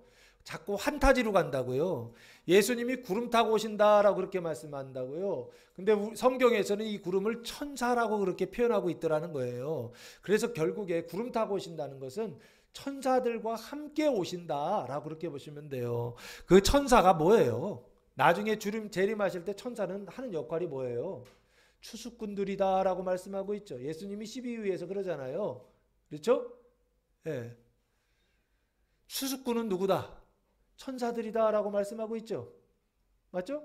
추수꾼을 천사라고 말씀하신다고요. 그러니까 예수님이 요한계시록에서도 일곱 나팔 불 때에 마지막에 보시면 추수하러 오시죠. 그 추수하러 오실 때 항상 보면 뭐가 구름이 등장하고 천사들이 등장한단 말이에요. 예수님도 낯들고 추수하시지만 천사들도 예수님 들고 계시더라고요. 천사들도 낯들고서 추수하는 그 역할들을 하더라고요. 그래서 천사들이 추수꾼들이에요. 추수꾼들. 그 예수님의 명령을 받고 추수하는 추수꾼들이 천사들이다라고 얘기한다고요. 그래서 구름 타고서 오신다라고 그렇게 표현하고 있는 거예요. 우리가 볼 때는 구름 타고 오시지만 실제로는 구름과 함께 추수꾼들과 함께 오셔서 추수하시는 거죠. 무슨 추수? 제가 볼 때는 이 역사적인 어떤 추수나 어떤 물리적인 육체적인 어떤 추수를 얘기하는 것 같지가 않아요. 무슨 추수? 영적인 추수예요. 영혼의 추수를 한다라고 하는 것을 성경에서 그렇게 말하고 있는데 이걸 자꾸만 눈에 보이는 것으로 우리가 환원해서 해석을 해요. 그러다 보니까 성경이 성경으로 보이지를 않아요. 진짜 말하고 싶은 것이 보이지 않고 눈에 보이는 것만 보이는 거예요. 그것만 얘기하는 거예요. 그러니까 맨날 주님이 구름 타고 오실 것만 기대하고 소망하니 하늘 쳐다보면 주님이 구름 타고 오시냐고요. 다른 구름 타고 오신다니까요. 어떤 구름이요? 그 영광의 구름이요. 그 영광의 구름이 뭐라고요? 인자의 죽음이요. 내 삶 속에 인자의 죽음을 체험하고 내 삶 속에 인자의 고난을, 죽음과 고난이죠. 그 고난을 경험할 때 누가 오셨다? 주님이 누구와 함께? 추수꾼들과 함께 찾아오셔서 뭐하고 계시다? 추수하고 계시다. 구원하시는 일을 하고 계시다. 특별히 어떤 구원? 칭의중생 얘기하는 거 아닙니다. 칭의중생 후에 8일째 되던 날 할례언약을 그랬잖아요. 그럼 그 이후에 일어나는 구원을 얘기하는 거예요. 그 가증함, 육신에 있는 가증함, 그 육신에 있는 음란함, 그것을 어떻게 하신다고요? 잘라내시는 이 일을 하신다라고 보셔야 된다고요. 주님이 구름 타고 오셔도 주님이 구름 타고 오셨다고 생각하지 않고 마귀야 물러가라 이러고 있어요. 우리가.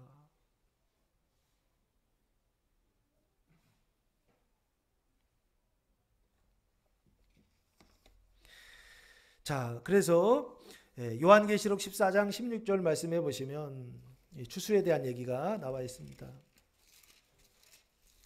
예수의 추수가 뭔지 모르면, 구름의 추수가 뭔지 모르면 이 추수를 당할 수가 없어요. 주님이 추수하러 오셨는데 그 추수에 대적하는 사람들, 이게 성도들이라고요. 성도들이요. 성경 읽는 사람들이 그렇게 대적한다고요. 안 읽는 사람들은 추수가 없으니까 소용없고, 실제로 믿는 사람들은 추수를 대야 되는데 이 말씀이 없으면 추수가 될 수가 없어요.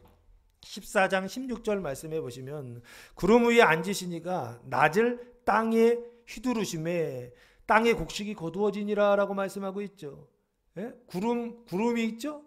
위에 앉아 계신 이가 있죠. 이분이 인자세요. 이분이 예수님이시란 말이에요. 그분이 낫을 휘둘르죠. 추수하시는 거예요. 대추수죠. 그래서 땅의 곡식이 어떻게 돼요? 예, 거두어진다 했잖아요. 그 곡식이 뭐냐고요? 믿는 성도들 아닌가요? 그래 잘 자란 성도들 아닌가요? 거둬가지고 어떻게 곳간에 드리는 걸 얘기한다고요. 지금요. 천국 곳간에 드리는 걸 지금 14장 16절에서 그 추수를 얘기하고 있고, 그러면 데살로니가전서 4장 17절 말씀해 보시면 이 말씀 예전에 많이 써먹었는데 이게 잘못 사용됐어요. 데살로니가전서 4장 17절 말씀해 보시면 휴거 얘기거든요. 주의 강림과 죽은 자들의 부활, 그 후에 우리 살아남은 자들도 그들과 함께 구름 속으로 끌어올려 공중에서 주를 영접하게 하시리니 그리하여 우리가 항상 주와 함께 있으리라 라고 말씀하고 있어요. 여기 보시면 조건이 뭐냐면 우리 살아남은 자들이라고 되어 있죠. 이 사람들은 인내하며 소망 가운데 이긴 자들을 얘기하는 거예요. 마지막까지 그 생명 빼앗기지 않은 거죠. 예수님께서 우리 안에 구원하셔서 칭의 중생하시고 거룩하게 하셔서 남아있는 죄들을 제거하는 그 일들을 끊임없이 성화의 과정들을 하셨는데 그거에서 타락하지 않고 그거에서 승리한 사람들을 얘기합니다. 살아남은 자들도 그들과 함께 주님 추수하실 때까지 결국에는 잘 인내한 사람들이에요. 승리한 사람들. 구름 속으로 끌어올려 할 때 이 구름 나오죠. 이 자꾸 저 구름 생각하신다고요. 하늘에 비행기 타고 다니는 저 구름.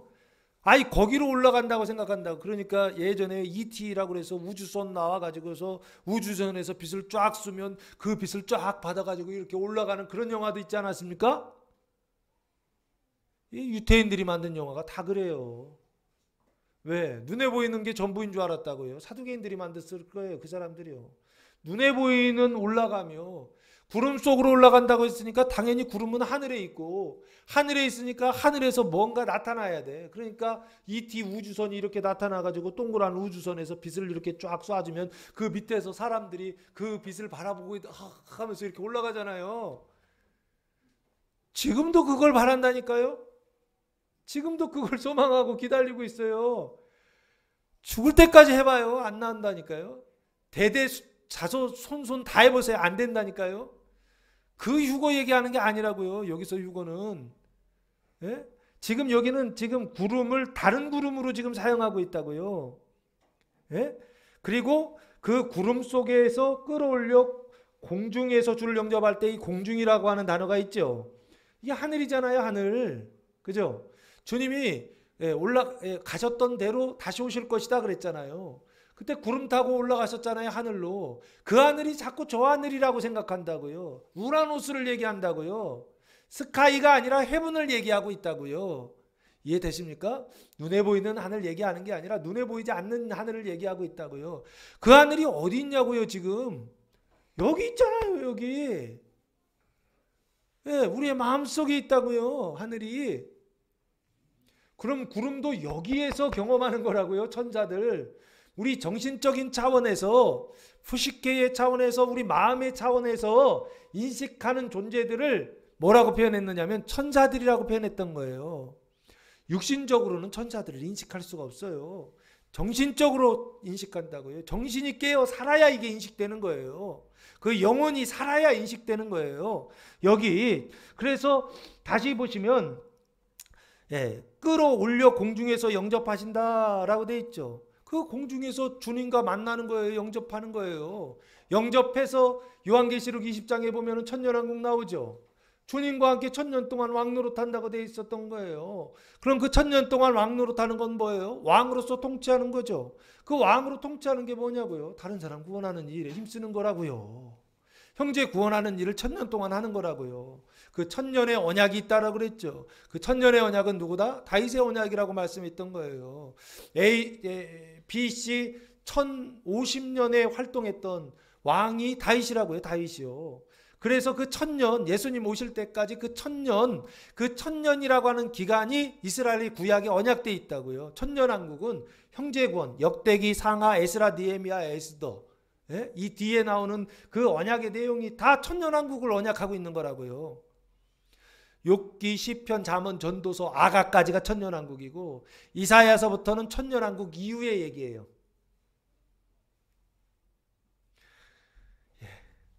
괜찮습니다. 그냥 들으세요. 나중에 궁금하시면 제가 다 설명해 드릴게요.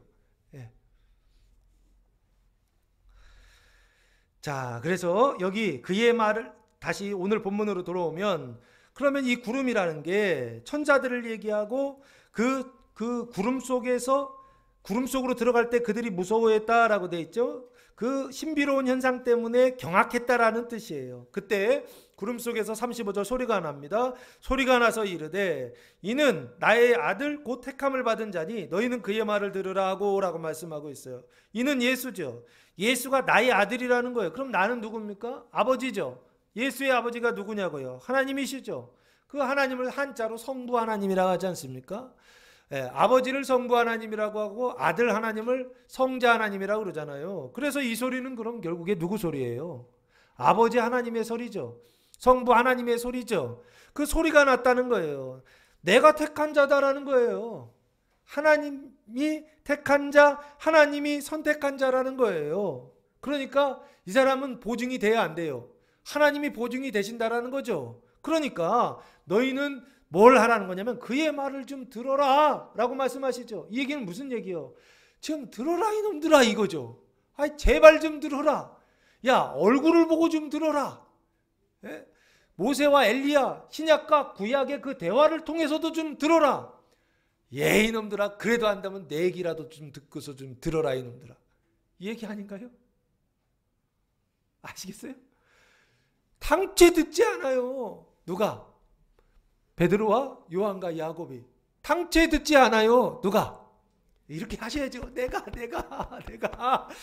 안 들어요. 내가 그 영광을 보고서도 안 듣고 그 대화를 통해서도 안 듣고 심지어는 아버지의 소리를 듣고서도 그것도 듣고서도 안 들어요. 안 들어. 이게 우리의 모습이 아닌가라는 생각을 합니다. 근데 요 세 번째 아버지의 소리를 듣고서부터는 뭔가 좀 각성이 됐어요. 깨달은 게 있어요. 그래서 여기 그의 말을 들으라 라고 하는 것은 결국에 인자의 누가복음 9장 22절에 죽음과 부활을 말씀하셨잖아요. 인자의 죽음과 부활 그게 신약이에요. 신약. 그 신약을 들으라 하고 36절 소리가 그침에 오직 예수만 보이더라. 싹 사라진 거죠. 이제 물리적인 현상으로 돌아온 거예요. 예수만 보이더라. 제자들이 잠잠하여 그 본 것을 무엇이든지, 예수의 영광스러운 모습이죠. 모세와 엘리야의 대화이죠. 그리고 구름 속에서 아버지 하나님의 소리이죠. 그 본 것을 무엇이든지 그때는 아무에게도 이르지 아니하니라. 그 얘기는 그때는 말하지 않았지만 나중에는 말했다는 얘기죠. 그렇죠? 그때는 언제예요? 예수님의 죽음과 부활 이전이죠. 그때는 얘기하지 않았어요. 근데 나중에는 기억하고 있다가 말했어요. 언제 얘기하죠? 구체적으로 베드로가 얘기를 하더라고요. 베드로 후서 3장 1장이요. 이게 이 장면에만 있어요. 좀 재밌어요. 베드로 후서 1장 16절에 딱 명기되어 있어요.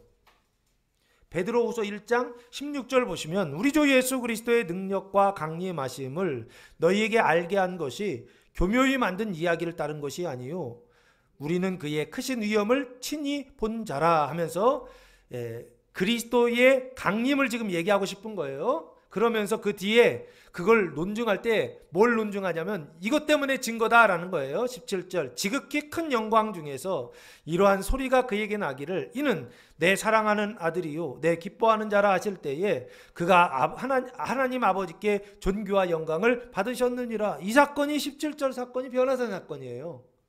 그거를 증거로 들이대면서 주의 강림은 확실하다. 지금 그 얘기를 하고 싶은 거예요. 아시겠죠? 그러면 주의 강림도 예수님께서 하셨던 지금 이 말씀 인자의 죽음과 관련되어 있죠. 예수의 강림은요 인자의 죽음과 관련이 있다고요. 그 인자의 죽음은 칭의중생의 죽음을 얘기하는 게 아니에요. 칭의중생의 죽음을 넘어선 사람들이요 구원받은 사람들이요 그래서 좁은 문을 통과하여서 좁은 길을 걸어가고 있는 사람들이요 그 성화의 길을 걸어가고 있는 사람들이요 그 거룩한 길을 걸어가고 있는 사람들이요 그 사람들에게 지금 말씀하는 거예요. 주는 어떻게 강림하시느냐? 인자의 죽음을 통하여서 강림하신다는 거예요. 나의 죽음을 통하여서 강림하신다는 거예요. 나의 고난을 통하여서 강림하신다는 거예요. 나와 예수가 연합되어 하나 된 사람들, 칭의 중생한 사람들, 성화의 그 길을 걸어가고 있는 사람들 가운데 그 육신 속에 남아있는 죄를 제거하시기 위하여 예수님께서 또다시 어떻게 해요? 인자의 죽음이라고 하는 방식이요 육신의 죽음이라고 하는 방식이요 그 육신 속에 있는 사망, 그 사망의 죽음, 그 사망을 다나토스라고 그랬죠. 그래서 육신의 다나토스, 그 다나토스의 사망을 통하여서 뭐가 구원받느냐? 우리의 육신까지 구원받아서 우리의 영과 혼과 육이 구원받아서 우리의 마음이 온전하게 구원을 받는 점과 흠과 티도 없는 완전한 구원을 위하여 주님 그렇게 강림하신다는 거예요. 마지막 이번 주 주님의 영광으로 강림하시고 모세와 엘리야의 대화를 통하여 강림하시고 아버지 하나님의 음성으로 강림하실 때 여러분 삶 속에 경험하는 것은 아이고 죽겠다를 경험하실 것입니다. 이러다가 죽겠다를 경험하실 것입니다. 그때 자기를 살려고 발버둥 치지 마시고